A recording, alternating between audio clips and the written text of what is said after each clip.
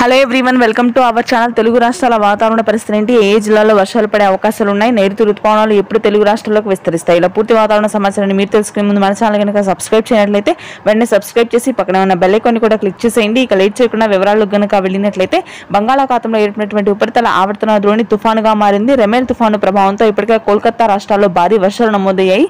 అయితే ఈ ఉపరితల ఆవర్తన ద్రోణి తుఫాను అనేది బలహీనపడింది. దీంతో వర్షాలు తగ్గుముఖం పట్టాయి.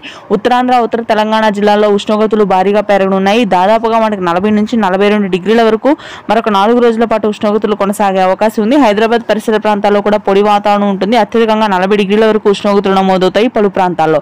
ఇక నైరుతి రుతుపవనాలు ప్రస్తుతానికి కేరళ తీరాన్ని తాకాయి. రానున్నటువంటి వారం రోజుల్లో తెలుగు రాష్ట్రాలకు విస్తరించే అవకాశం ఉంది. జూన్ మొదటి వారంలో రాయలసీమకు విస్తరించనున్నటువంటి నైరుతి రుతుపవనాల ప్రభావంతో అత్యధికంగా రాయలసీమ, దక్షిణ కోస్తా, అదేవిధంగా మధ్యాంధ్ర జిల్లాలో మొదటి 3 రోజులు జూన్ నెలలో వర్షాలు పడతాయి. ఆ తర్వాత కొంతమేర రాయలసీమ జిల్లాలో అత్యధికంగా వర్షాలు పెరిగే అవకాశం ఉంది. హైదరాబాద్ పరిసర ప్రాంతాల్లో మోస్తరు వర్షపాతం ఉంటుంది జూన్ మొదటి వారంలో. ఇది ప్రస్తుతానికి latest weather update. Thanks for watching this video. Please do subscribe and thank you.